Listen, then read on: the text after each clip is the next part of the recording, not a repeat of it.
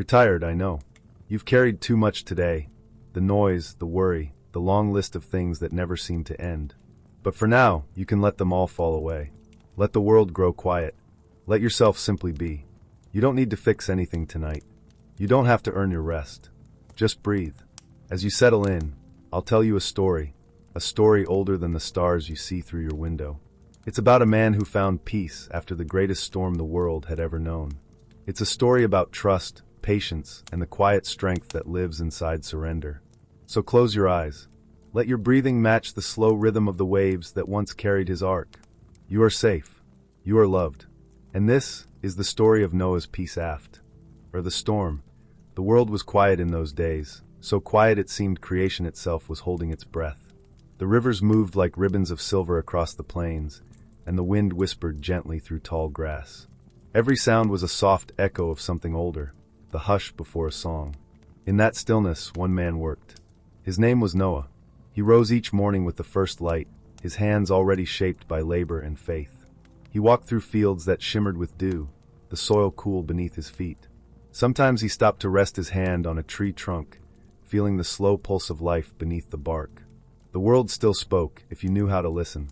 And Noah listened better than most. He could hear meaning in silence, promise in distance, and warning in the stillness of the air. The sky was clear that morning, too clear. It stretched pale and endless, as though something unseen waited just beyond sight.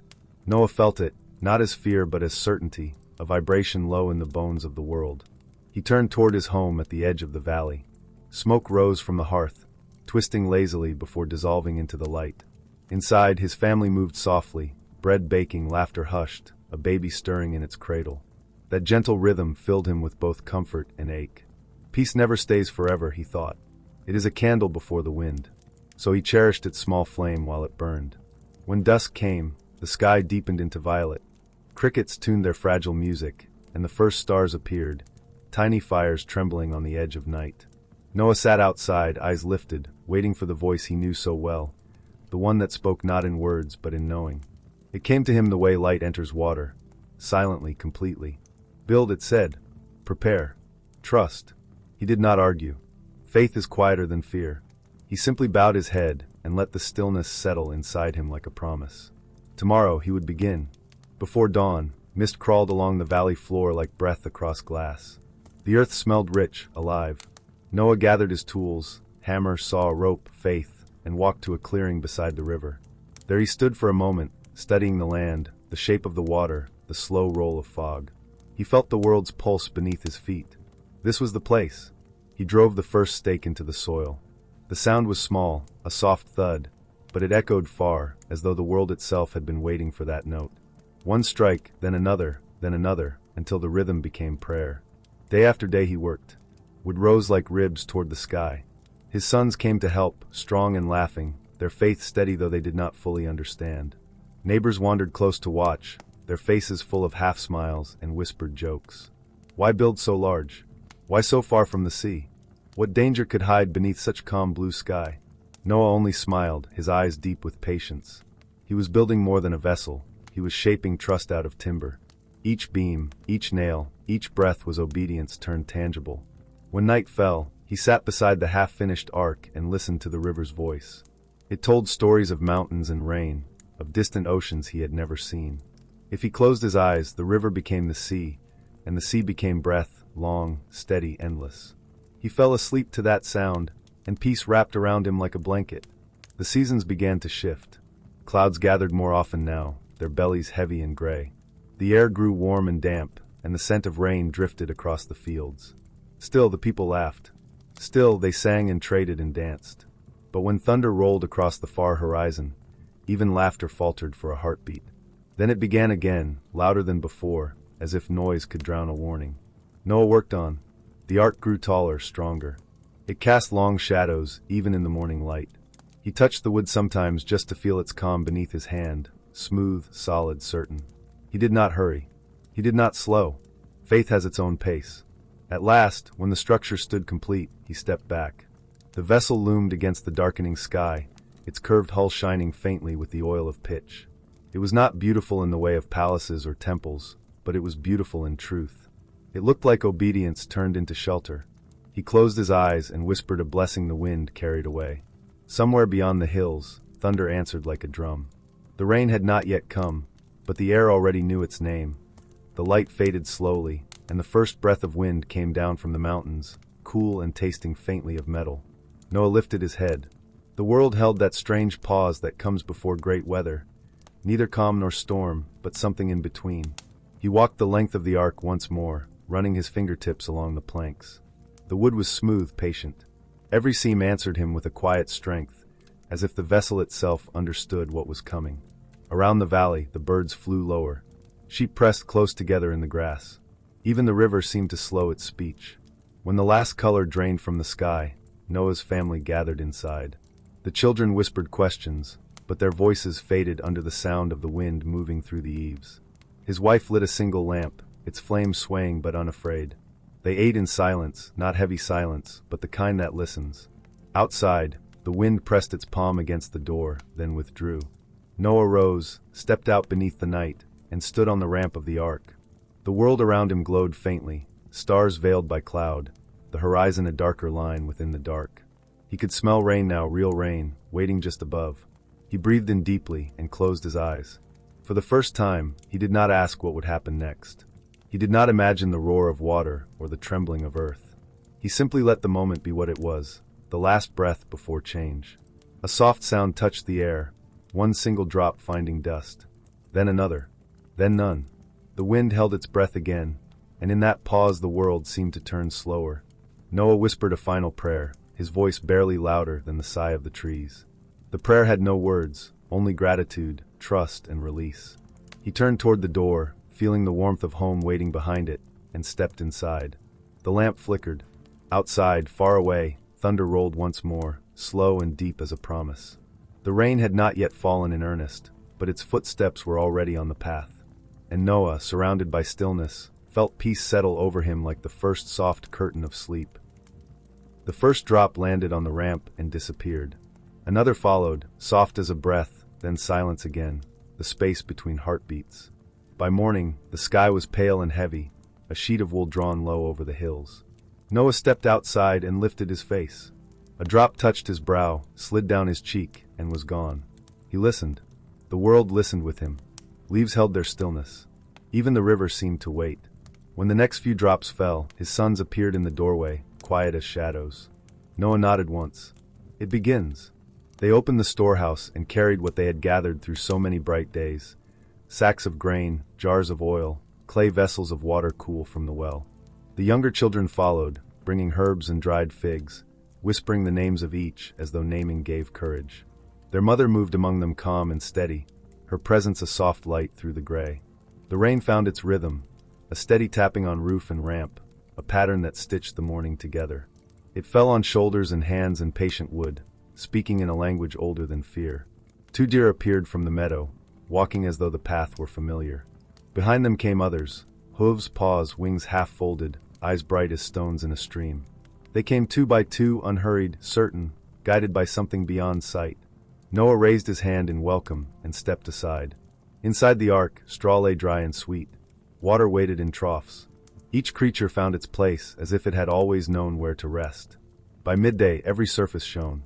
The rain deepened but did not rage. It whispered of patience. Noah moved from stall to stall, touching warm fur and feather, murmuring small blessings. The animals stilled under his hand, answering calm with calm. A boy released a dove that had perched on his wrist. It lifted once into the mist, circled, and returned, choosing shelter before it was asked. The rain's sound filled the air like a low song. Neighbors stood on the ridge, arms crossed against the damp, calling questions that thinned before they reached him. Noah did not shout an answer. His work spoke plainly enough. Inside, lamplight pooled gold on the timber. The ark smelled of resin and new wood, of breath and grain and the sweetness of straw. His wife placed a loaf near the lamp and covered it with cloth. The children counted baskets again, then sat and listened to the rain. Afternoon dimmed early, the clouds pressing light toward the ground. Sometimes the wind lifted the rain into a whisper. Sometimes it leaned it sideways so it wrote slanted lines along the hull. Noah stood on the ramp, feeling each drop find him. He closed his eyes and let the cool weight rest on his skin. Behind him, a voice called softly, one of his sons. "Father!" It carried not fear but readiness. Noah turned. Bring them in. They moved through the last tasks without haste, ropes coiled, tools hung, doors tested, lamps trimmed. Each motion small and sure. On the ridge, the watchers faded into the mist. Night came without edges. Rain thickened until the spaces between drops disappeared and the sound became one sound, a long note the sky had chosen to hold. The river crept wider, licking at the clearing's edge with polite insistence. Noah's family stood by the door. They did not speak. He touched each shoulder as he passed, son, child, partner, a wordless seal of courage. Then he looked once more into the rain. Beyond the lamplight, the world had become a moving veil. Shapes dimmed and vanished inside it. He stepped back within. The ark caught the sound of rain the way a drum holds rhythm. Outside, not in. The door waited, half-closed, letting one last breath of cool air glide through the warm lamplight. Noah sat on the lower rung of the ladder, elbows on his knees, eyes traveling from beam to lamp to door. Peace rose in him like a tide, slow, certain, complete. The work was done, the waiting honest. The rain would do what it was born to do. A child leaned against him and slept. Another curled beneath a cloak and drifted without effort. His wife smiled at the simple act of covering the bread again. Small order inside great change. They did not imagine tomorrow. They let the rain imagine for them. Sometime past midnight, the sound changed. Each drop struck harder, the river's voice grew round and full, and the wind added its own low hum. Noah rose, touched the door. The wood was cool beneath his palm, beaded with water, solid as faith. He breathed once more in the rhythm of the storm. He no longer searched the horizon, it had come to him. He no longer looked upward for answers. The sky had already spoken. He drew the door close, not sealed, not yet, and listened to the night gather itself for what must come. Then he returned to the ladder, sat, and let the music of rain teach his body how to sleep. Dawn never came. The world simply brightened to a softer shade of gray. The rain had become constant through the night, no longer a whisper, not yet a roar, but a steady voice that filled every corner of hearing. It beat its patient rhythm on the ark, on the earth, on every leaf and stone. There was no silence between the drops now, only one long breath of water drawn and released again and again. Noah woke to that breath. He sat upright and listened before opening his eyes. For a moment, he could not tell where he ended and the rain began. The air was cool and thick, scented with resin and damp straw. Somewhere above, the animals shifted and sighed. Below, the river's old path was widening, tracing new veins across the valley floor. He rose, steady, and crossed to the small hatch that faced the east. When he opened it a hand's width, light spilled through, thin, colorless, like water that had forgotten gold. Outside, the world was moving. Grass bowed flat. The grove bent its crowns in a slow dance. The river, once a quiet companion, now spoke in full sentences, its surface laced with foam. By midday, the rain thickened until it blurred distance. The ridges that once held the valley like a bowl were gone behind a pale curtain. The sound of it became a single note too wide for music, too steady for fear. Noah felt it through his feet, a low trembling that traveled up through plank and beam and bone. Inside, his family worked by the dim glow of lamps. They checked each stall, tightened the bindings, whispered to the restless. Even the beasts that had never met seemed to share an unspoken truce. The great and the small breathed together, the rhythm of their lungs blending with the slow thunder of the rain. A trickle found its way beneath the door, silver on the wood. Noah knelt, pressed his palm against it, then stood again and signaled his sons. Without hurry, they lifted the heavy crossbar into place and sealed the door. The sound of the rain changed at once, muted now, softened, as though the sky had stepped a little further away. They sat for a while, listening to what they had done. The lamp flame shivered. Somewhere within, a horse shifted its weight. Noah's youngest leaned against his shoulder. "Will it stop soon?" the boy asked, his voice hardly more than breath. "In time," Noah said. He did not add whose time. Hours folded. Water climbed the ramp and lapped gently against the hull. Each touch was polite, exploratory, a greeting. Then the touches grew firmer, confident. The ark answered with a deep wooden sigh. It was the sound of release, the sound of something built for one world preparing to belong to another. When the ground finally loosened its hold, they felt it rather than saw it. A small lift, almost a shiver, then a slow, deliberate rising that tilted the stomach and steadied the heart all at once. The ark had learned to float. The children gasped. Their mother caught her breath and laughed softly, surprised by joy inside such vastness. Noah closed his eyes and let the motion find its rhythm. Up and down, side to side, the world breathing through water. He placed his hand on the nearest beam. It throbbed gently beneath his palm, alive. Outside, the rain did not rage, it endured. It was endless hands touching every inch of the earth, reshaping, washing, remembering. The valley below filled until the trees disappeared one by one, their crowns vanishing like extinguished candles. The ridge where the neighbors had once stood blurred, then dissolved. Sound changed again. No more hollow echo, only the vast hush of deepening water. Inside, time drifted. They ate in silence, bread still warm from the hearth, its scent mingling with the wet wood. They spoke little. Speech seemed small beside what was happening beyond the door. Sometimes a flash of lightning drew a white path across the seams, and for an instant the inside of the ark glowed as though lit from within. Each time, Noah lifted his face and whispered thanks, not for the storm, but for the strength to weather it. As night approached again, the motion steadied. The rain had found its true voice now, firm, ceaseless, purposeful. Waves, once a rumor, became companions, rocking the vessel with slow care. The children slept without noticing when the ground beneath them became memory. The animals rested, their breathing thick and even. Noah walked the narrow corridor between stalls. He carried a lamp, its light swinging like a small sun caught in a gentle orbit. He touched the walls, testing seams, tracing the grain. The wood was cool and slick, but solid. He smiled, faith made visible, faith that floated. When he returned to the main chamber, his wife looked up from where she sat beside the youngest. Her eyes reflected the lamp's light. "The ground?" she asked. "Gone," he said. She nodded once, neither surprised nor afraid. They sat together, shoulder to shoulder, listening. Outside, thunder spoke not in anger but in memory. It told of mountains being born, of seas finding their boundaries, of rain learning its purpose. Each peal rolled through the water and the hull and their bones. Noah felt himself small within it, but not lost, merely placed exactly where he belonged. He leaned his head back against the beam and closed his eyes. The ark lifted again, higher this time, caught by a rising swell. When it settled, the world was new beneath it. Noah drew a long breath and let it out slowly. This was not fear. This was the sound of beginning. Somewhere above, a dove stirred, awake in the dark, and the rain kept speaking its single endless word. Life. Days passed, or perhaps only one long day stretched across many dawns. Inside the ark, time lost its edges. There was no sunrise bright enough to announce itself, no sunset deep enough to end things. The world outside was water and cloud, gray above, gray below, and somewhere between them the slow breath of the vessel keeping its promise. At first, every creak of timber made them lift their heads. Every shift in motion drew a hand to a wall or beam. But soon they learned the rhythm. The ark rocked not like something adrift, but like something alive, breathing in wide circles. Its sound became familiar, comforting, a cradle rather than a storm. Noah rose early, though morning was only a lighter shade of night. He checked the animals, spoke to them quietly, calling each by name.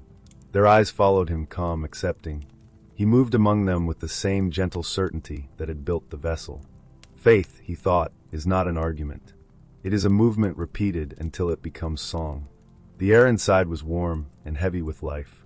The smell of hay, of rain-soaked wood, of breath and grain and patience filled the chambers. His family moved softly through that living warmth, feeding, cleaning, counting, resting. They no longer asked when it would end. Endings were for land. Here there was only continuation. Sometimes, during the lull between downpours, they climbed to the upper deck and opened a hatch. Cool mist swept in, tasting of salt and distance. Below them the sea stretched in every direction, unbroken except for small rings where drops met surface. The horizon no longer belonged to anything human.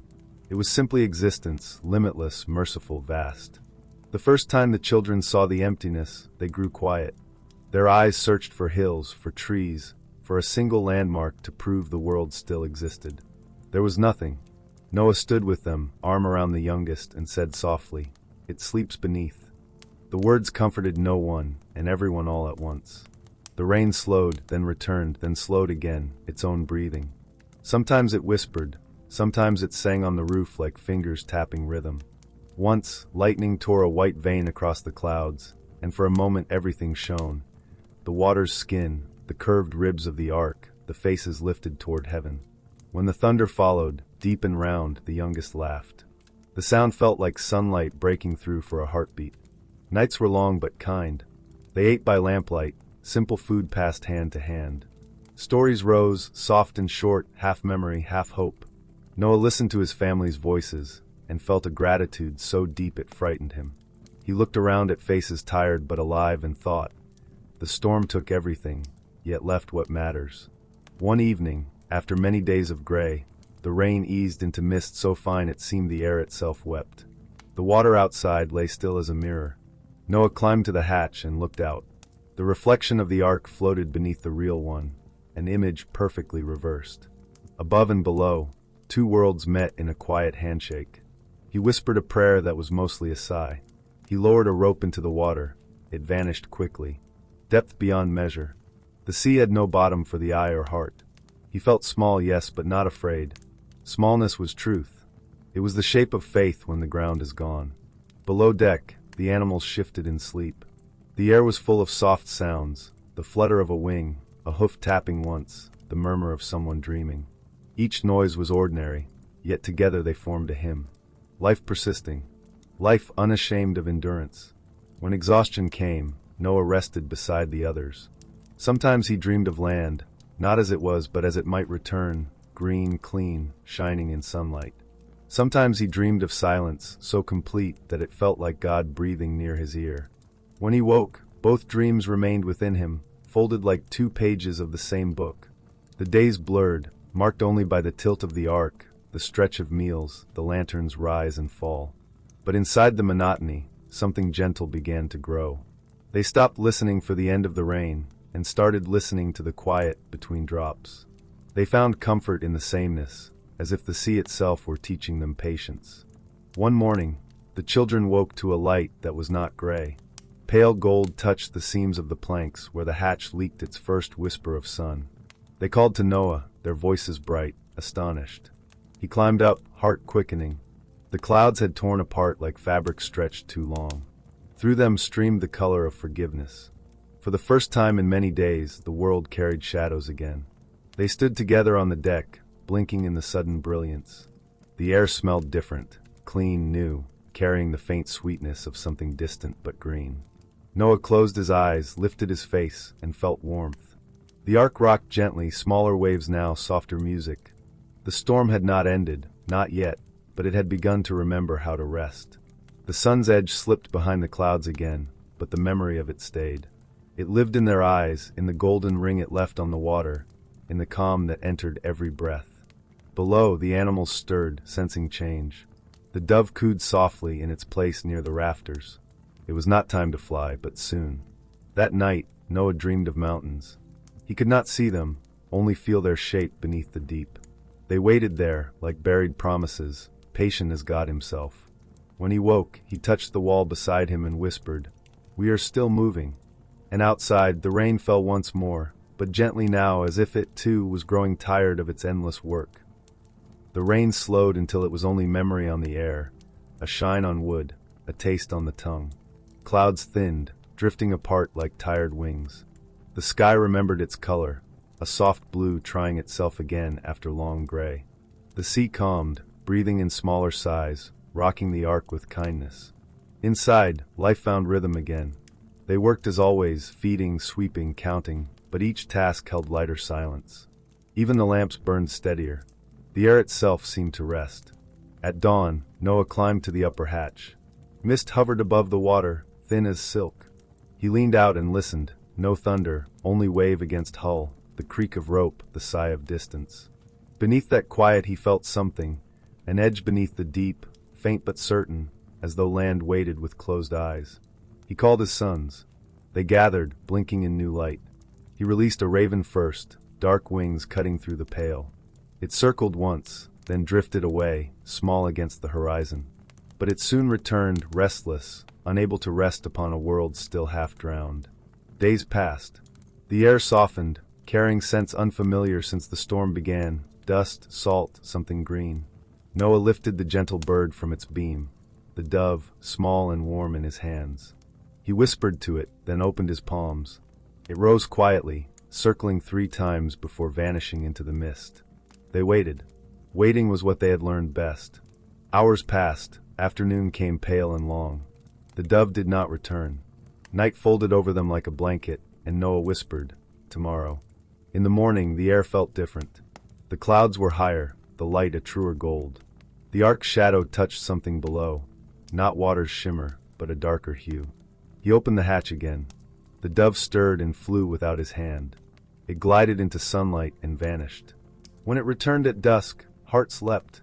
The dove came slow and low, weary but sure, and in its beak was a thin, green leaf, soft, living proof. Noah cupped the bird gently, took the leaf, and closed his eyes. Words were too small for such a moment. His family gathered close, their faces bright in the lamplight. The youngest touched the edge of the leaf, smiling through tears. Noah said only, "It lives." That night, they ate with quiet joy. Bread tasted sweeter. Water felt new. Even the animals seemed to breathe easier, the low hum of contentment drifting through the ark. When they slept, dreams were filled with trees bending in sunlight and rivers singing between stones. Another dawn came, pale but sure. Noah climbed once more to the hatch and released the dove again. This time it did not circle. It flew in a clean, certain line and did not look back. They watched until it disappeared into gold. The hours that followed were slow and peaceful. Wind shifted, smelling of earth. The ark turned slightly, its hull brushing something solid. The rocking eased, replaced by stillness deep and kind. Noah set his hand on the wall and felt the new weight beneath them, land, waiting like a patient friend. He said nothing. Silence spoke enough. The rain had stopped. Even the clouds were done whispering. For a long time, they stood in that soft quiet, hearts steady with the understanding that the world was ready to begin again. At twilight, they climbed once more to the hatch. In the fading light, mountains rose out of shadow, their ridges wet and shining. The ark exhaled and rested. No one cheered. Instead, tears came gentle and grateful. They stood together, one shape in the doorway, and watched as stars appeared above new land. Night wrapped them like a promise. The stars looked near enough to touch, small lights over a washed world. They carried no commands, no maps, only the quiet message every weary heart longs for: endure. When dawn returned, Noah took the olive leaf, now dry but perfect, and placed it in a pouch near his chest. A sign, a memory, a promise. He did not open the door. Patience had carried them this far, and patience would finish the work. Outside, the world knit itself together again, streams forming, winds drying stone, seeds waking beneath the mud. He could hear it all, that slow rebirth humming through water and wood. He gathered his family and said, "Soon." They nodded, holding the word gently between them. They worked in quiet peace, feeding, sweeping, whispering to the animals who would soon see sun again. As evening came, a small bird, wild, not theirs, landed on the rail outside the hatch. It looked at them without fear, then lifted into the cooling sky. Its wings left a trace of motion that hung in the air like hope. Noah smiled. He touched the hull, feeling the stillness of earth beneath, and closed his eyes. The long voyage had ended not with noise, but with rest. The storm's voice was gone. The world was breathing again. And for the first time since the first drop fell, Noah let himself fall completely into sleep. Morning came with a gentler kind of light, no longer the dim gray of endurance, but a pale gold that seemed to speak. It touched the timbers and shimmered on the still water that lay like glass around the hull. Inside, the ark was quiet. Even the animals had fallen into a waiting silence. Noah woke before the others. For a long time, he lay listening to the sound of nothing breaking, nothing falling, only the calm, steady breath of a world newly made. He rose and climbed to the hatch. When he opened it, the light spilled in, cool and tender. The air carried scents he had almost forgotten, earth, bark, something green. He leaned out, eyes narrowing against the brightness, and saw what he had hoped for. The ridges were clear now, their lines clean and strong. Water still filled the valleys, but between them lay shoulders of land dark with promise. He called softly to his family, and they came, blinking, silent, barefoot on the planks. They stood together, faces turned toward the world that had survived. By mid-morning the wind grew warmer. Birdsong trembled in the distance, thin and brave. When the sun climbed higher, Noah felt it on his hands, its heat thin but real, the kind of warmth that belongs to beginnings. He understood, without needing words, that it was time.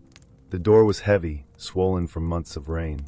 It took all of them to move it, the hinges groaning, as if reluctant to let them go. Light burst through the widening gap, dazzling, alive. They blinked into it, laughing softly, awed by brightness after so much dimness. Air rushed in, tasting of mountains and clay and renewal. Noah stepped forward first. He placed one bare foot on the slope beyond the threshold, and the ground met him with patience. It was cool and damp and alive beneath his skin. He exhaled. Every moment since the first hammer strike had led to this quiet contact, flesh and earth agreeing to begin again. Behind him, the others followed. The children gasped at the sight of green shoots pushing through mud, at the shimmer of puddles catching sky. The animals came next, blinking, shaking themselves free of shadow. They moved slowly, their steps careful, their noses lifting to the new air. Birds rose in bursts, wings catching sunlight, their cries sharp and joyous. The ark stood behind them, solid and still, its sides streaked with memory. It would not move again, and that was right. Noah knelt and pressed his palm to the soil. It clung to him, leaving a dark print across his skin. He smiled, faith had texture now. He picked up a small stone, warm from the sun, and rolled it between his fingers. The weight of it was simple, certain. Around them, the world was beginning its slow return. Streams traced new paths down the hills. Wind bent the grass that had dared to grow first. Far below, the water that once ruled the earth withdrew without regret, leaving behind the scent of rain on everything it touched. The sky, wide and tender, looked down with blue mercy. They walked a little way from the ark until they reached a flat stretch of ground. There, the soil was soft and unbroken, as if waiting to be named. Noah turned to his sons. "Here," he said, and his voice carried not command but gratitude. They understood. Together they gathered stones, smooth and round, washed clean by the flood. They built slowly, stacking them with care, the sound of stone on stone echoing like the heartbeat of something new. When the altar stood, Noah lit a small flame. Smoke rose, straight and calm, a single dark thread curling into the bright air. The scent of burning wood mingled with the sweetness of fresh earth. It carried upward, winding through sunlight and wind until it disappeared. They watched it go. No one spoke. Some prayers need only witness, not words. A light breeze stirred Noah's hair. He lifted his face. Above them, a faint arc of color unfolded, thin at first, then fuller, shimmering across the sky in quiet brilliance. Red into gold, gold into green, green into blue. The first rainbow. The sign of a promise kept. The children stared, mouths open. His wife pressed her hands to her heart. Noah simply breathed. He did not try to understand it. Understanding was smaller than wonder. He bowed his head and whispered thanks. The breeze carried the smoke toward the hills, scattering it over new grass and sleeping seeds. Somewhere far off, a stream laughed as it found its bed again. The world was already moving forward, but softly, careful not to disturb its own peace. When the light faded and the rainbow thinned into sky, they returned toward the ark. It waited like an old friend, no longer home, not yet forgotten. Noah touched its side one last time, feeling the roughness beneath his fingertips. "Thank you," he said. The wood said nothing, but it seemed to listen. Evening drew gentle and gold. They sat together at the foot of the ark, watching the sun slip behind the hills.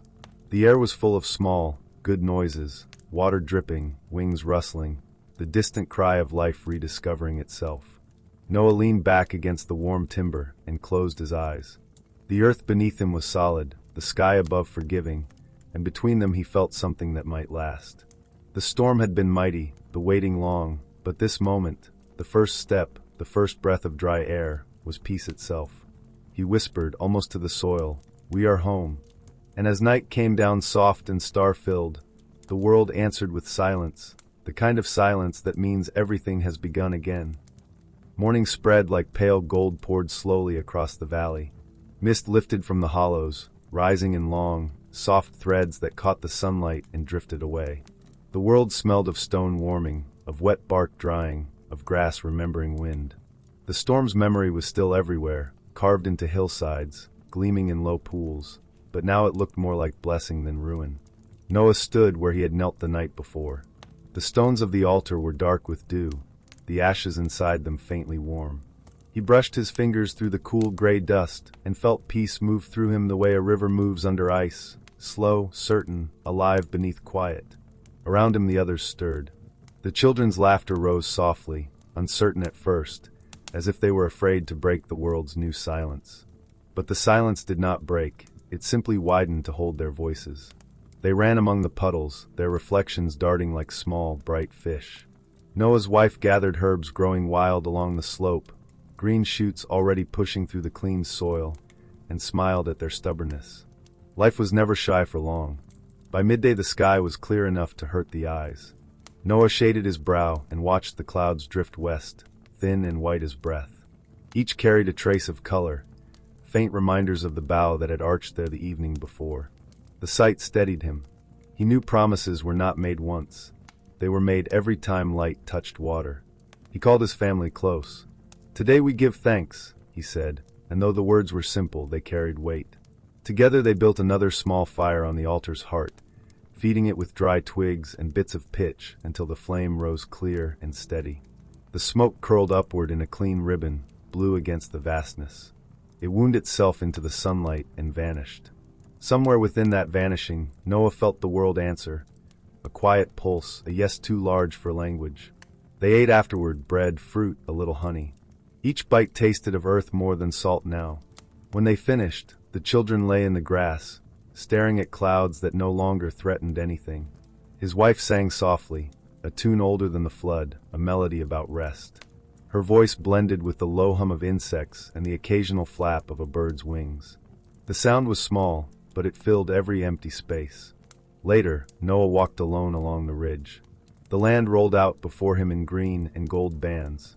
Streams wound between them like silver threads, sewing the world back together. Everywhere he looked, new things were growing. Seedlings pushed through soil that had not seen sunlight in months. Vines crept up blackened rocks. Even the fallen trees wore tiny leaves, as if refusing to forget how to live. He felt no pride, only belonging. He had been part of the storm, part of the waiting, part of this returning. That was enough.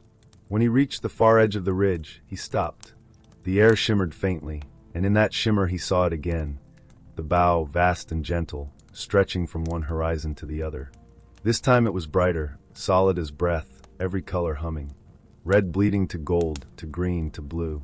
He stood within its arc, and for a moment the world seemed to hold still around him.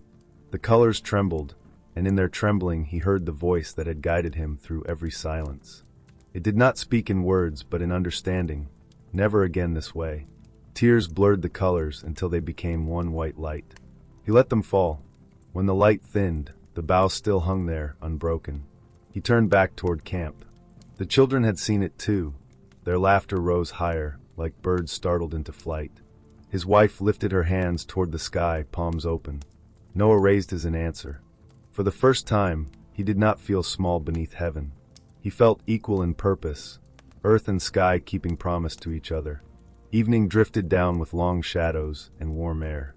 They returned to the ark one last time, gathering what they needed: tools, seed, small jars of grain saved from before. They moved slowly, each touch to the wood a farewell. When Noah closed the great door, he did it gently, as one closes a book already memorized.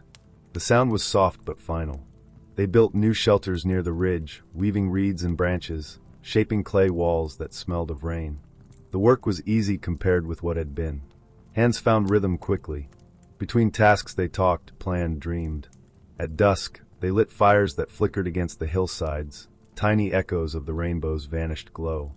That night, Noah sat apart for a while near the altar. The embers pulsed faintly like stars fallen close to earth. He thought of how everything begins the same way, with darkness, then light, then the slow choice to continue. He thought of how faith had not changed the storm, but had taught him to float through it. A gentle wind stirred the ashes. Sparks lifted and died, each leaving a thin trail that curved upward and disappeared. He smiled. Perhaps every spark was a prayer in flight, some reaching heaven, some returning as color. When he finally lay down beside his family, the grass was cool, the earth firm. He looked at the sky one more time. No clouds gathered there now, only stars, bright and patient. He whispered a single line, meant for whoever might hear. The promise is peace. The words joined the wind, and went wherever winds go when they carry things worth keeping. And in the dark that followed, the world slept unafraid. The days that followed were gentle, the kind that ask for no proof of greatness. The flood had become a story already retold in the rhythm of chores and footsteps. Each morning, the sun rose over hills still tender from water's weight, and the world breathed with the slow relief of healing. Noah woke to birdsong, not the lonely call of one survivor, but a chorus rebuilding its own courage. The sound filled the valley, bright and full, echoing from ridge to ridge. He smiled before opening his eyes. It had been months since waking felt like invitation instead of duty. The air was cool, sweet with new grass. When he stepped outside, dew clung to his feet like a blessing. The fields glimmered under light that seemed softer than before, as if the sky remembered what it owed the earth. The ark rested behind him, its vast ribs now home to moss and morning shadows. He let his hand brush along its flank as he passed. The wood felt warm again, not with memory of storm, but with quiet gratitude for rest. Each day began the same way, tending, walking, building. His sons repaired tools worn smooth by the sea. His wife shaped clay jars to hold grain and water. The children planted seeds in neat lines, their laughter spilling between rows. When the wind blew, it carried the scent of soil, of sun, of small beginnings. Even the silence between their words had changed. It was no longer waiting. It was peace practicing its voice. In the afternoons, Noah would climb the ridge to look across the plain. The land below glowed in soft golds and greens. Streams ran like threads of glass, weaving through the new grass. He watched the patterns of clouds drift across the fields, their shadows moving like slow hands blessing the earth. Once he saw a deer step from the trees, pause, and lower its head to drink. The sight filled him with a quiet so deep it hummed. The storm had emptied the world. Now life was writing itself back in cursive lines of motion and sound. At dusk, they gathered near the altar. The fire burned low, not out of fear or worship but habit, a small sun to mark the close of day. They shared food and stories. The children asked about the time before the rain, and Noah answered gently, speaking not of destruction but of lessons.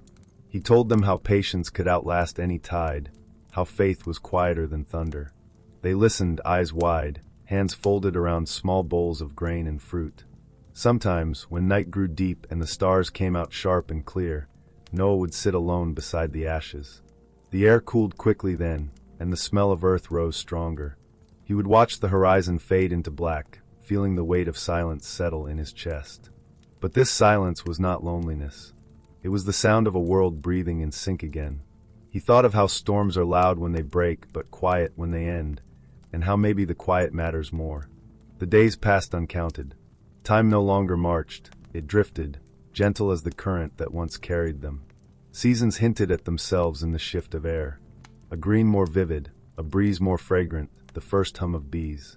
Each sign was small, yet together they formed a promise, the same one written once across the sky in color. One morning, Noah followed a stream that wound through the valley. He traced it to a small pool where reeds whispered against the water. Tiny fish darted there, bright flashes of silver. He crouched, cupped his hands, and lifted water to his lips. It tasted alive, as though the world itself had offered him a drink. He closed his eyes and whispered thanks. For a long while he stayed there, watching the ripples widen, disappear, return. Back at camp, his family worked in laughter. His wife baked the first loaves on flat stones, their scent drifting over the fields. The children gathered berries from the trees that had dared to bloom again. Their laughter carried on the wind, light and ringing. Noah stood and watched, his heart both heavy and full. He realized then that peace was not the end of work, but the rhythm that made work holy. That night, as they ate, the youngest asked, "Will it rain again?" The question hung between them like mist. Noah smiled, slow and sure. "Yes," he said, "but never like before. Rain gives life, not fear." The child nodded, accepting it as truth. They finished their meal in silence, the kind that feels like prayer. Later, clouds gathered briefly along the horizon, soft and pale. When the first drop fell, It landed on Noah's hand and stayed there, trembling, round as a pearl. He watched it shine in the fading light before it slid down his skin and was gone. He did not flinch. Instead, he whispered, "Thank you." The rain that followed was gentle, a song hummed to the sleeping earth. It lasted only minutes, but left the air smelling new again. The moon rose full that night, bright enough to show the path to the river. Noah walked there alone, the grass silvered underfoot. The reflection of the moon in the water rippled and mended itself again and again. He thought of the ark resting behind him, of the altar glowing faintly in its circle of stones, of the faces asleep in the shelter he had built. Each was a kind of peace, earned, kept, and given away again. He sat at the edge of the water until the stars dimmed, his hand trailing lazy lines across the surface. Every ripple that reached the far bank returned as another, smaller, softer. He smiled. Even echoes learned to rest. When dawn came, light spilled over the valley, washing it clean. The world, still young, stretched awake. Noah rose, wiped dew from his hands, and whispered a quiet prayer not for miracles, but for the courage to keep ordinary days sacred. Then he turned toward home, toward laughter, toward the steady pulse of a life rebuilt. Behind him, the water murmured its eternal refrain, the same song it had sung since the beginning. Be still. Begin again. Be still. Begin again. Years passed quietly, like pages turning in a book that never rushed to its ending. The flood had become a memory retold in firelight, its fear softened by distance, its lessons deepened by time. The world had learned to breathe again, and so had Noah. The valley flourished. Fields of grain bent under the weight of gold. Fruit trees spread green canopies over the ridges where water once ran wild. The streams had found their beds and sang there softly, as though remembering the song of the sea.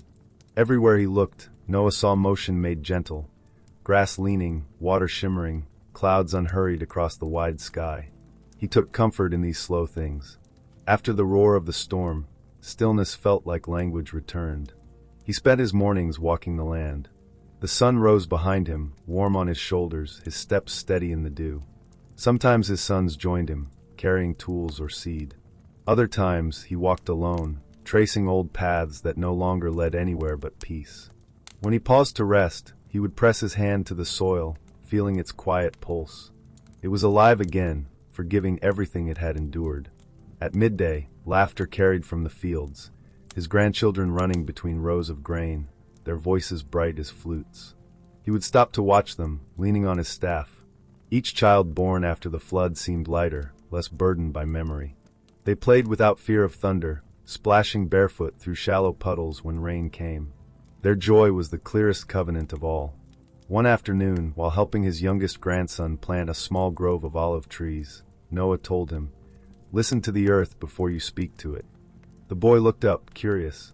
Noah smiled. "It knows what it's doing. We only remind it to continue." The child nodded solemnly, pressing a seed into the dark soil with tiny fingers.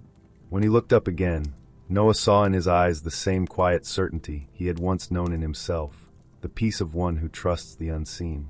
As years lengthened, Noah worked less but watched more. He learned to see miracles in ordinary things, the shadow of a hawk passing over a field, the way rain clung to a single blade of grass before letting go, the slow ripening of figs in sun. Each small wonder felt like the world whispering, "I am still here."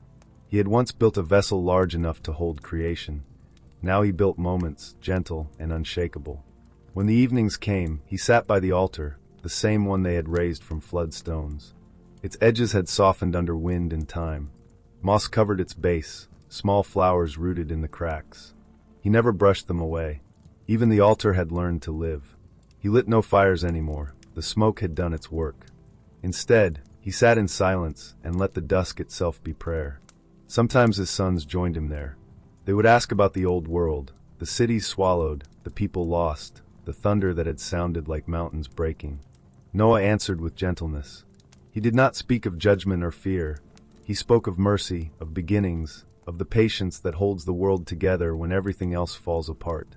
The flood was not only water, he told them. It was the moment the earth exhaled and started again. At night, when his family slept, he would walk down to the river. Moonlight turned the surface to glass. He could see his reflection, older now, lines carved deep as rivers. But his eyes were clear, steady as they had been on the day he first heard the voice that told him to build. He knelt at the edge, dipped his hand in, and watched ripples travel outward. Each ring widened, slowed, and vanished, leaving only the calm behind. He smiled. That was the way of things, disturbance, then peace. One evening, rain began again, soft, even warm. No one ran for cover. The children lifted their faces to the sky and laughed. Noah watched from the doorway, tears mingling with the rain on his cheeks. He whispered a quiet thanks for this gentler rhythm. The water touched everything lightly now, not to erase but to renew. As night fell, the rainbow returned, not bright and sudden, but faint and steady, a ghost of color above the valley. It arched across the darkening world, just visible enough to be believed. Noah raised his hand toward it. Still faithful, he murmured. The bow had faded almost completely by the time he turned away, but he could still feel it on his skin, like warmth after light has gone. In the years that followed, his body slowed, but his spirit never dimmed. He taught his children how to read weather by wind, how to read hearts by silence. He told them that the real test of faith was not in surviving storms, but in learning to live gently afterward. They listened, though they did not always understand. Wisdom often speaks in the language of waiting. When his hair turned white as the doves that once carried hope, Noah spent his days in the garden. The olive trees his grandson had planted were grown now, their branches thick, their leaves whispering softly in every breeze. He would sit beneath them and let sunlight flicker across his face through the moving leaves. The sound reminded him of rain, only kinder. Sometimes, as he drifted towards sleep, he thought of the ark. He imagined it still resting on its mountain, weathered but standing. He liked to think the wind passed through it and made the timbers hum a low, contented note, the song of wood-remembering water. And somewhere within that sound, he heard the echo of his own heart, steady and thankful. One evening, he walked the ridge alone. The sun was setting, a long ribbon of red stretched across the sky. The air was still, the world balanced between day and night. He looked over the valley, fields golden, river silver, smoke from the hearths curling upward, and whispered, it was all worth the waiting. Then he turned back toward home, toward firelight, toward laughter carried on the breeze. Behind him, the first stars blinked awake. They looked down upon the quiet world and found it good. And Noah, weary but whole, carried peace with him like a lantern no wind could ever extinguish. The world had settled into its new heartbeat. Days opened slow and golden, nights arrived calm and kind. The storms that once defined time were gone. Now the sun and moon kept gentle watch, trading places with a grace the world had forgotten. Noah woke each morning to light filtering through leaves. The olive trees his grandson had planted were tall now, their branches trembling in the wind like hands lifted in prayer. He rose quietly so as not to wake the others, stepping barefoot through dew that soaked the hems of his robe. The air was cool and smelled of water and dust and something sweet, the scent of earth doing what it was made to do. He had learned the rhythm of this land. After so many years of drifting with no ground beneath his feet, every sunrise felt like an answer. He knew which birds would call first, which breeze would rise from the east, when the light would touch the altar stones. Faith, he thought, was not a moment of thunder or fire. Faith was this, the steady pulse of life repeating itself without promise of reward. His sons tended the fields. At dawn, the sound of their tools carried through the valley, soft thuds, the scrape of stone against wood, the creak of ropes lifting water. Their laughter followed, easy and full. His wife and daughters gathered grain, wove cloth, sang small songs whose melodies fell in step with the wind. Everywhere, peace worked quietly, hands moving, hearts sure, time flowing like a low river. Seasons began to shape themselves again. Spring spread green carpets along the riverbanks. Summer warmed the stones until they glowed. Autumn painted the hills in amber and rust. Winter came gently, bringing not fear but rest. For the first time since the flood, change no longer meant loss, it meant continuity. Noah loved winter most. The stillness suited him. When frost edged the olive leaves, he would sit by the fire, wrapped in a cloak woven by his wife's patient hands. The crackle of wood and the hum of wind through the branches became a kind of psalm. He spoke less then, content to listen. Outside, the world slept but did not die. He found comfort in that balance, the earth's way of teaching renewal through quiet. When spring returned, the valley woke in small sounds. Rain fell softly on thawed ground, and from the soil came the green he never stopped marveling at. Each seed seemed to remember its place as if guided by unseen maps. The children planted beside him, hands muddy, eyes bright. He told them stories not of the flood's fury but of its lesson. Even the water was only doing what it knew. It was the world cleansing its breath. The family grew, spreading like the branches of a single tree. New homes rose along the ridge, simple walls of clay, smoke curling gently from their hearths. At night, the valley shimmered with small fires, each one a heartbeat, each one a promise. The laughter that drifted up to the hills sounded like music older than sorrow. Noah walked among them often, a staff in his hand, his pace slow but sure. He stopped to help lift a beam or mend a fence, to bless a newborn calf, to teach a curious child how to shape a jar from clay. The people bowed when they saw him, not in worship but in affection. He was not a legend to them, he was living memory, a reminder that faith could outlast water and fear alike. In the evenings, they would gather near the old altar. The moss had thickened, flowers rooted in its cracks. They no longer burned offerings there, it needed none. Instead, they told stories, their own and those of the past. Sometimes, as dusk deepened and the fire's glow painted their faces, Noah would close his eyes and let the sound wash through him. The voices overlapped like waves, stories of planting, of laughter, of storms that came and went but never stayed. It was the sea again, but gentle this time.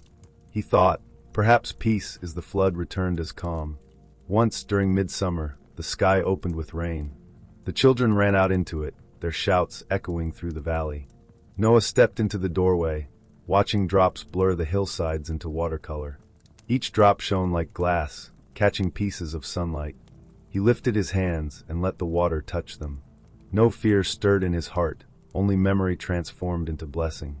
When the clouds cleared, a faint arc of color stretched across the horizon. It was thinner now than the first rainbow, more delicate, but its meaning had not dimmed. Noah smiled, his face lined like carved wood but radiant.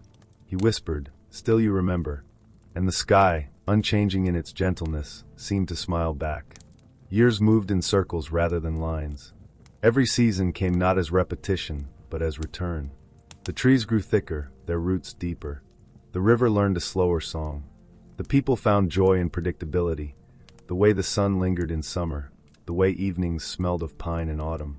It was a peace built not from miracles, but from endurance.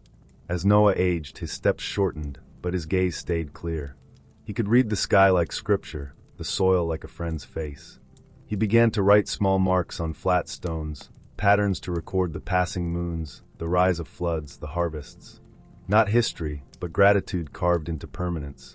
He placed these stones near the altar, not for remembrance of himself, but of time's kindness. Sometimes, in late afternoon, when the world was quiet except for the murmur of bees, he would sit beneath the olive trees. Their branches swayed lightly, scattering sun across his shoulders. He would close his eyes, hearing the earth speak in its small ways, the shifting of soil, the rustle of leaves, the soft rush of air. Every sound was a version of peace. He realized then that the world had not changed so much as it had exhaled. And he, who once built a vessel to survive the storm, now lived inside a different kind of ark, one made of time, patience, and love. When night came, he sat with his wife outside their home, a cup of warm milk in hand. The moonlight silvered her hair. The stars burned quietly above the ridge. They did not speak often anymore, they didn't need to. Silence between them had ripened into understanding. He looked at her and whispered, "We built more than an ark." She smiled, and the night seemed to agree. The breeze carried the scent of rain long gone. Somewhere in the dark, a stream whispered to itself, a lullaby of movement and rest. Noah closed his eyes, breathing slow. The seasons would turn again tomorrow, and the world would go on, humming its simple, sacred song. And for the first time in a long time, he felt what he had prayed for most. Not safety, not strength, just belonging. The world had grown wider again. Where once the flood had erased distance, now footsteps redrew it. Paths stretched from the valley to the hills, from the hills to the plains beyond. Children born after the storm began to wander, curious, fearless, carrying baskets of grain, songs, and laughter that reached further each year. Noah watched them go with the gentle pride of a man who knows that peace must move to stay alive. He had built the ark to save a world. Now the world was building itself. Every tree planted, every hearth lit, every new voice raised in song felt like a continuation of that first yes he'd spoken to the divine. Villages began to bloom along the river. Small huts of reed and clay huddled together like families in conversation. Smoke from their fires rose straight and blew into the sky, joining the clouds that had once ruled them. When Noah visited, people gathered at their doorways to greet him. Children ran to touch the hem of his robe, as though it might carry stories hidden in its folds. He smiled at each one, listening more than speaking. They asked for tales of the great storm, of the animals, of the mountain where the ark came to rest. He told them what they needed to hear, not of destruction, but of survival, of kindness, of beginnings made possible by endurance. The world, he said, is not something to fear. It is something to tend. The people built their lives around that idea. They marked seasons by stars, celebrated rain with dances, and treated silence as sacred as speech. They planted in rhythm with the moon and sang to their crops under the first light of dawn. Music had returned to the earth, not as noise but as harmony, many voices belonging to one quiet song. Sometimes Noah would sit among them at dusk, the fire painting his face in gold. The children would bring him water or figs, and he would listen as they recited small verses they'd learned by heart, words passed down from their parents, who had once learned from him. It filled him with wonder to hear his own thoughts return to him, reshaped by younger tongues. The words were no longer his alone, they belonged to time. He watched his sons grow older, their faces etched with the same lines that weather and laughter had drawn on his. Each had found a place in the pattern, one tending orchards, one guiding flocks across distant hills, one teaching others how to build shelters strong enough to endure the wind, yet open enough to let it pass. Their wives worked beside them, weaving cloth, gathering herbs, singing lullabies that made the night seem kind. And the children, their children, played in the meadows without fear of thunder. The valley had become a cradle again.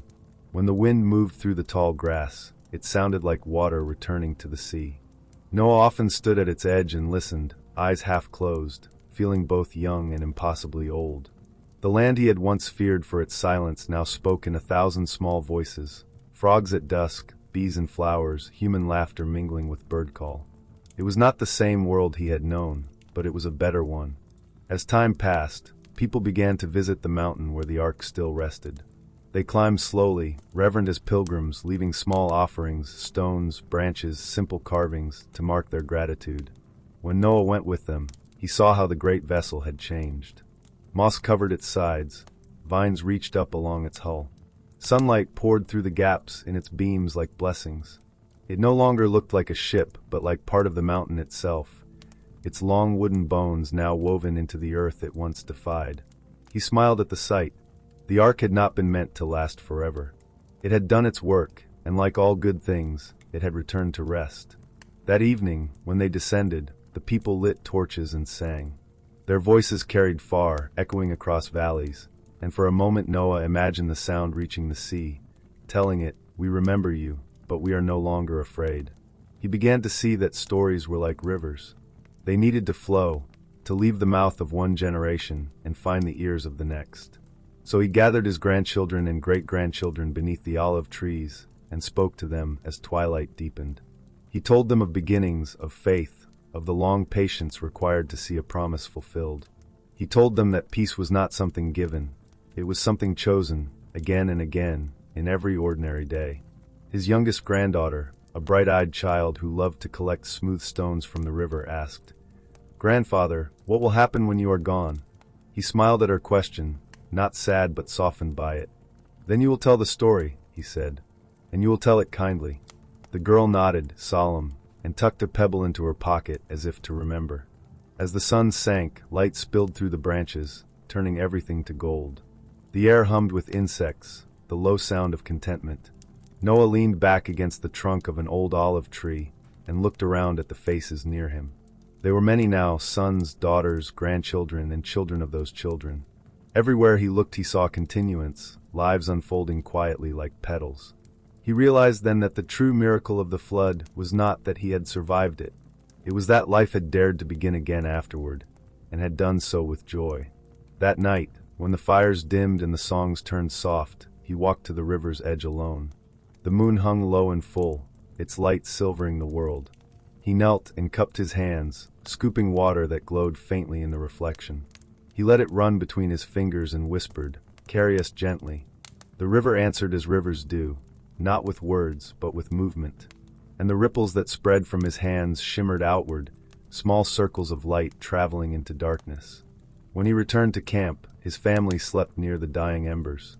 He lay down beside them, listening to the quiet breathing around him. It reminded him of the ark again, the same rhythm of life bound together by faith and patience. He smiled, eyes closing, as the wind brushed through the olive branches above. In his dreams, he saw children running through fields untouched by flood or fear. Their laughter rang like bells, echoing into a future he would never see but already loved. Night came earlier these days. The air cooled quickly once the sun slipped behind the hills, and the valley glowed in pale silver. Noah sat outside his home beneath the olive trees, watching the sky shift from gold to violet, then to the deep indigo of memory. His body had grown slower, but his mind wandered far. Sometimes, when the wind sighed through the leaves, he could almost hear voices, echoes of rain on wood, of waves against the hull, of faith whispered in the dark. That night, the wind was gentle, carrying the scent of figs and distant fires. The world was quiet in the way only peace can be, alive, breathing, patient. Noah leaned back, hands folded on his chest, and let sleep come to him not as escape, but as invitation. In sleep, he dreamed. He stood once again upon the mountain. The air was thin, the stars close. The ark waited there, as it always had, but not as wood and pitch. It glowed faintly, shaped from light and memory, half vessel, half vision. Its sides shimmered with images, waves rising, hands working, animals resting, prayers spoken softly through the noise of rain.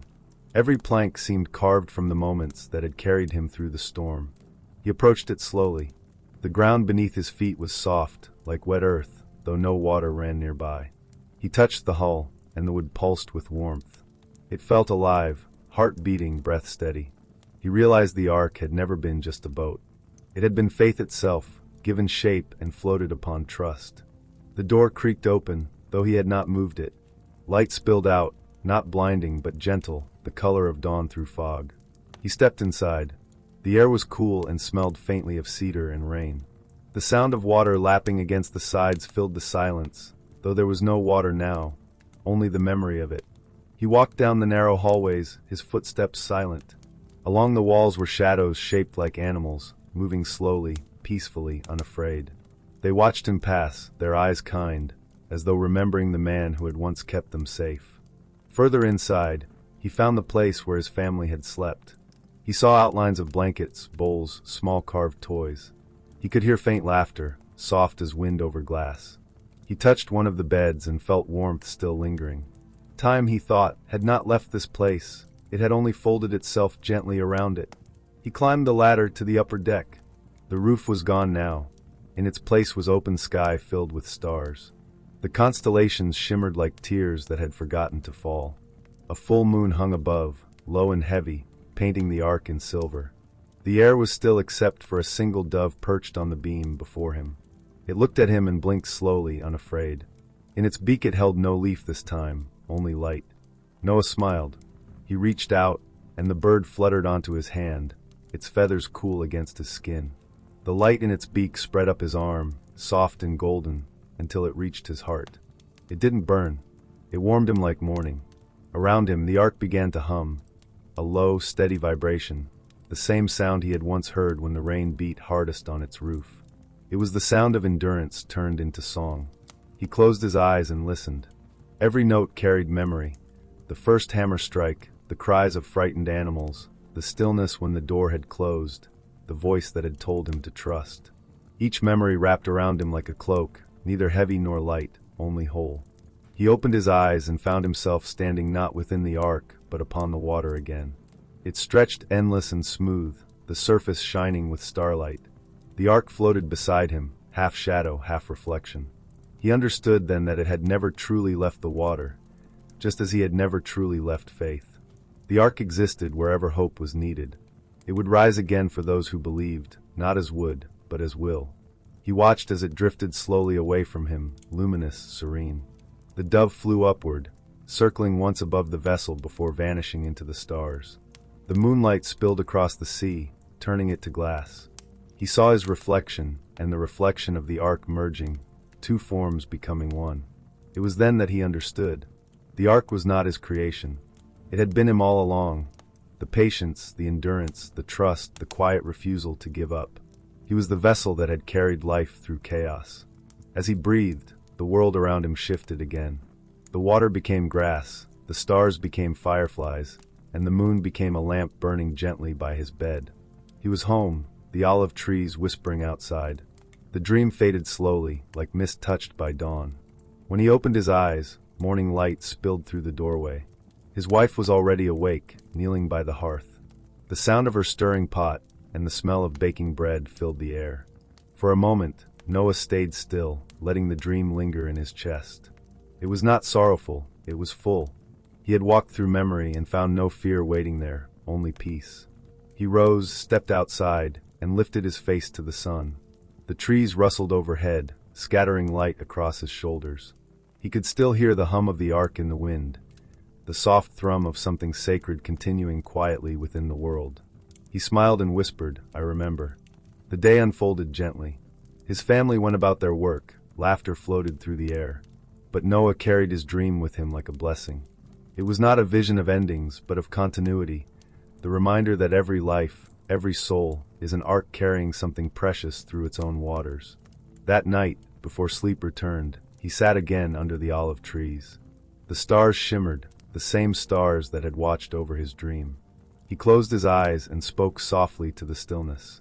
"When I am gone, let the ark remain, not in wood, but in hearts that keep faith." The wind stirred in reply, cool and kind. He leaned back, letting the rhythm of night settle around him, and drifted toward dreams once more, dreams not of storms, but of light floating endlessly over calm water. The days grew slower, stretched thin between sunrise and sunset like golden thread. Noah spent most of his time outdoors, walking the familiar paths between the olive trees, his steps soft in the grass. He spoke less now, but he listened more. It was not the silence of age or weariness, it was the silence of recognition. He had begun to hear the world again, not as noise, but as language. In the morning, when dew still clung to the leaves, he heard the whisper of water moving beneath the soil. It sounded like a song sung too low for words. The earth spoke in slow syllables, the groan of roots deepening, the sigh of stones shifting, the murmur of life rearranging itself into balance. He realized that the ground was never still. Even when it slept, it dreamed. He would kneel, press his palm to the dirt, and close his eyes. Sometimes, in that stillness, he felt a faint pulse beneath his skin, steady, ancient, familiar. It was the same rhythm he had once felt through the ark's timbers when the sea raged outside. The same rhythm he'd felt in his own chest as he prayed for the rain to stop. Now it was softer, no longer desperate, no longer loud. The world was healing, and in its healing, it was speaking. The wind carried the next voice. It wound through the valley in long, unbroken lines, lifting the smell of grain, of fruit, of wet stone. It brushed past his face like a hand, gentle and knowing. When it moved through the trees, the branches answered, swaying not in resistance but in conversation. He stood among them, eyes closed, hearing phrases that had no shape but perfect meaning. The wind said what the world always says when it has survived. "Thank you. Continue." At night, when the stars rose, he would sit outside and listen to them too. Their light was soundless, but he could hear them all the same. The hum of distant fire, the whisper of light crossing eternity.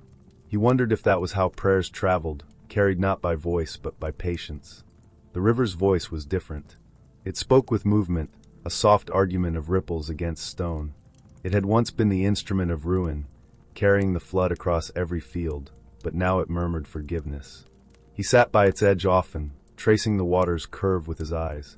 It flowed the way time should flow, forward but without haste. He dipped his hand in and said, "You remember, don't you?"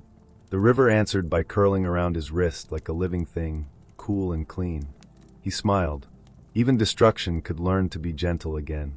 One afternoon, his granddaughter found him beneath the trees, eyes closed, hand pressed to the earth. "Grandfather, she whispered. What are you hearing? He opened his eyes and looked at her, his smile slow and bright. The earth is speaking, he said. She tilted her head, listening, hearing only the wind. What does it say? That we are forgiven, he answered. Her eyes widened as though she had seen something shining just beyond sight. She knelt beside him and placed her small palm on the ground beside his. Together they sat, silent, while the breeze moved around them in soft circles. In the evenings, he began to talk to the sky as though it were an old friend. He thanked it for rain that came gently now, for clouds that shaded without threat, for light that returned faithfully each dawn. Sometimes thunder rolled far away, and instead of fear, he felt recognition, like a drumbeat announcing that all was still in order. He thought how strange it was to love the very thing that had once nearly ended everything. But perhaps that was the point. Peace was not forgetting the storm. It was remembering it without trembling. One morning after a long rain, the air was filled with the smell of green things rising. Mist curled between the trees, soft as breath. The ground shone dark and wet. Noah walked slowly through it, his staff sinking a little with each step. He stopped at the altar, moss now thick across its stones, small flowers blooming in its cracks. He knelt beside it, brushing away droplets. The earth here was warm, almost pulsing. He whispered, "You endured with us." The ground seemed to hum in reply. He stayed there until the sun broke through the mist, shafts of gold cutting through the gray. The light fell on the altar, on his hands, on the flowers swaying gently in their newness. He felt the presence of something vast and kind moving through it all. For the first time, he didn't wonder if it was God or the world or both. Perhaps they were the same thing, the voice of creation continuing in different tones. That night, as he sat by the fire, he tried to explain it to his family. The world speaks, he told them. It speaks softly now, but it speaks. His sons nodded, half understanding. His wife smiled, stirring the pot over the fire. His granddaughter whispered, "I heard it too." He looked at her and saw in her eyes the same wonder that had carried him through the flood, the ability to listen where others only see. When the moon rose high, he stepped outside once more. The valley glowed faintly under its light. The trees shifted, their shadows swaying like dancers. The river glimmered, a long silver thread weaving through the dark. Every sound, every movement was a syllable in the same vast sentence. He closed his eyes, letting it wash through him. The earth spoke again, not in words, but in feeling, a pulse, a calm, a quiet joy. He understood it as clearly as any command he had ever received. You have done what you were meant to do. Now rest. We remember. He opened his eyes and whispered back, I remember too. The wind sighed, the river laughed, the stars blinked in rhythm. The world and the man who had carried it through the storm sat together in silence. It was the kind of silence that didn't need to end.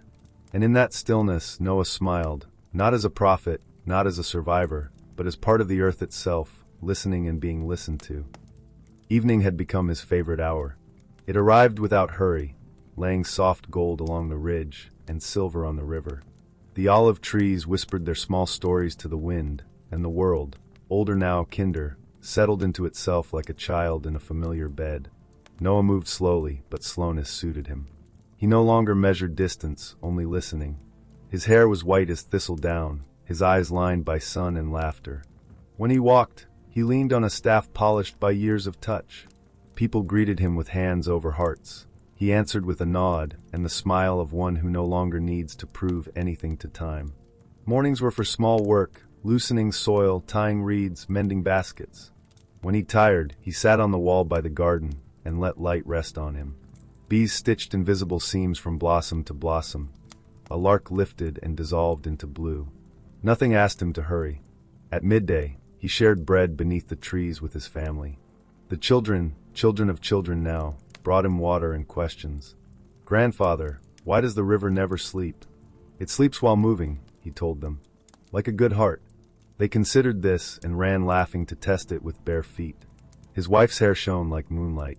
They needed few words. Sometimes they sat with shoulders touching while the afternoon leaned toward gold. He would point toward the ridge where deer stepped into light, and she would nod, the way one does at a remembered him. In the late hours, Noah walked the old paths. The ark still rested high where stone remembers first light. He climbed less often now, but on clear days he asked a grandson to join him. They went slowly, stopping often. A fern nested in rock, a violet in shade.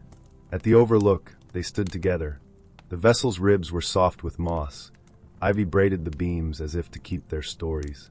Noah laid a hand on the wood. The old hum lived there still, patient, content. "Thank you," he whispered, and the mountain's silence meant you're welcome. He spoke of gentle things, how rain should be read by scent, how forgiveness is another kind of water. His sons listened with the respect grown men keep for truths they now recognize. His daughters brought him herbs for tea, and smiled at the way he blessed every cup as if it were the first after the flood. When storms rolled far away, he watched the horizon darken and pale as clouds rehearsed their lessons. Lightning stitched bright seams that did not tear the sky. Thunder spoke like an elder telling a remembered tale. The children pressed close. "Listen," he said. "Even loud things can be kind." Some days he wrote marks on smooth stones, moon after moon, harvest after harvest. He stacked them near the altar in a cairn shaped like a memory you can touch. He carved not for remembrance, but for gratitude. Each line was a breath, each notch a thank you. He dreamed more too. Quiet rooms where he met the boy he once was, the builder he became, the father who closed a door and kept faith. He woke from them rested, as from a long conversation carried out in the language of the soul. One afternoon, when vines were thick and figs heavy, Noah sat with his eldest grandson by the river. They skipped stones across the water's skin. "Grandfather, what did the flood teach that peace could not?" Noah turned a flat stone in his palm. "That fear is a poor teacher," he said, "and that the world endures most in gentleness." He sent the stone skipping. It touched the surface 7 bright times, then disappeared without grief. As autumn deepened, leaves learned the vocabulary of fire, amber, copper, the slow red of a grateful heart. Noah gathered a handful and let them go one by one. They fluttered like small goodbyes that were not sad. Endings, he understood now, are doors that do not slam. He knew his strength was a wick shortening with a steady glow. He did not dread it. In the evenings he walked a little less, listened a little more, held the hands of those who came to sit near him. Sometimes he lifted a child into his lap and told how the dove's wings sounded the first time they beat the air after too much rain. He'd make the soft whir, and the child would laugh, and the ache in his chest would answer with gratitude. On the last day he climbed the ridge. The sky and open book turned to a bright page. He stopped often, naming things quietly: stone, water, light. At the overlook, he rested both palms on the ark and closed his eyes. He heard children's laughter from far below, the pulse of sap, the sweet creak of timbers that once shouldered a world. He breathed it in, breathed it out, and left the rest unsaid. Twilight met him at the olive grove. His wife waited there, basket in hand. They walked home side by side. At the doorway he paused to watch evening finish its work, colors dimming to blue, first star confessing its light, a breeze folding the day closed. He touched the frame, blessing thresholds the way sailors bless harbors. That night the family gathered. He raised his cup and spoke a short grace that sounded like a lullaby. For bread, for breath, for the peace that remembers us. They ate and laughed the laughter of those who owe nothing to tomorrow but presence. Later, he sat beneath the first tree they had planted on dry land. The bark felt warm under his palm. He leaned his head back and watched the crown sway against the sky. The stars did not hurry. The wind did not argue. Somewhere the river kept its promise to move and rest at once. He thought of the boy who listened to a voice before he had words, of the man who built a ship for a sea he could not yet see, of the father who closed a door and waited for mercy. He thought of the dove returning with green, of children playing in fields that once were water, of how a hand becomes a harbor when it chooses not to let go. "Thank you," he said into the evening, and the evening answered by becoming night. Inside, he lay beside his wife and let the house breathe around them, the roof ticking, the hearth whispering its small red secret, the quiet footfalls of sleep finding every bed. Before his eyes closed, he listened once more for the hum he had chased all his life. There it was, the world's low music, faith ascending and returning like the tide. He smiled, not because he had solved anything, but because everything had learned to be tender. Outside, the olive leaves turned moonlight to silver coins and paid them out to the earth, one by one, until the grove shone softly. And Noah, in the evening of his days, rested as a shoreline rests, still receiving, certain that morning would come whether or not he rose to see it.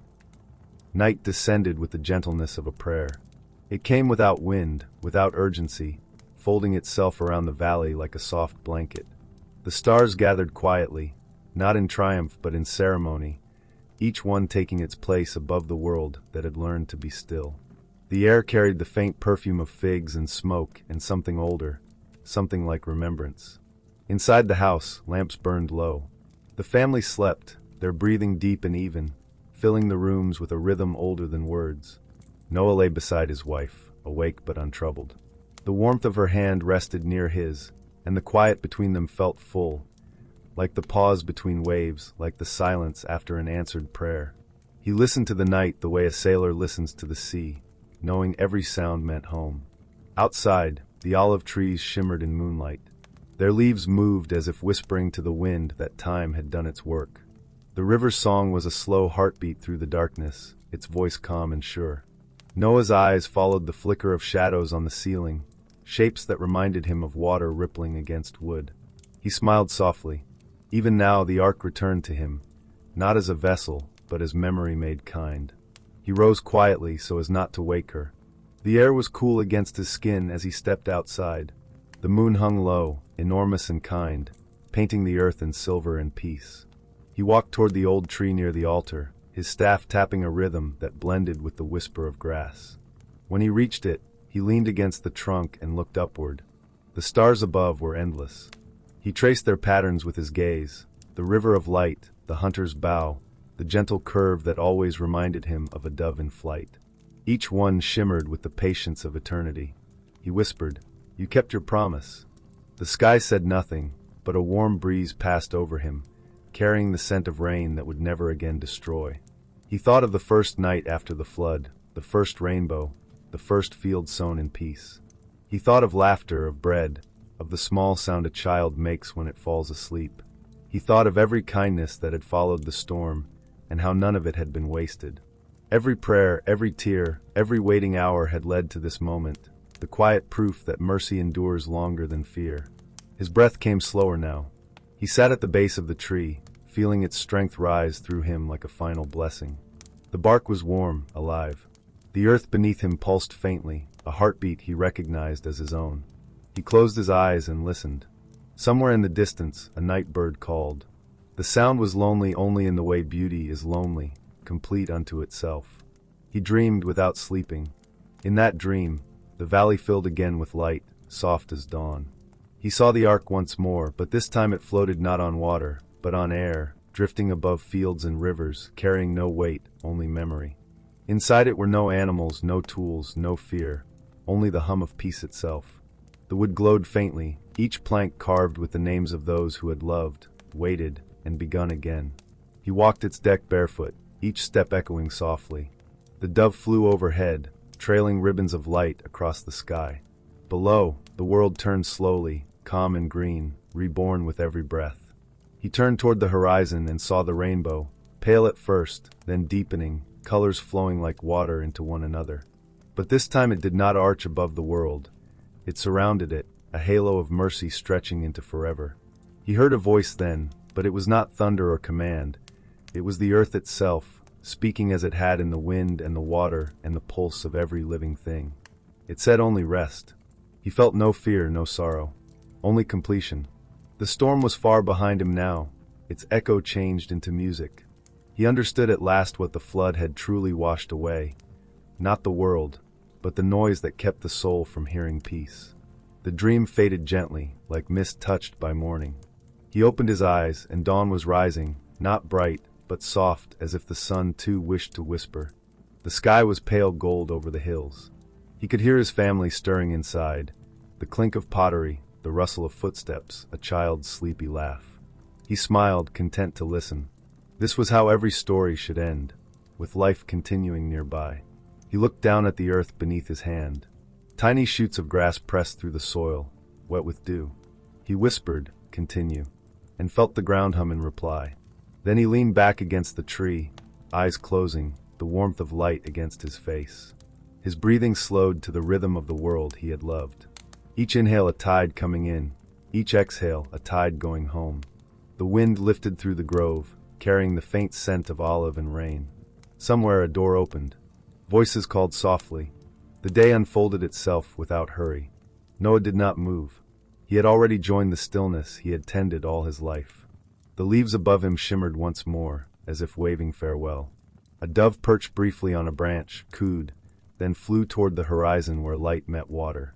The river went on singing its endless song, and the sky remained wide and kind.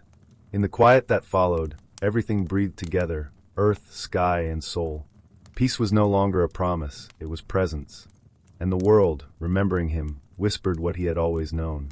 You are safe. The storm has passed. Rest now.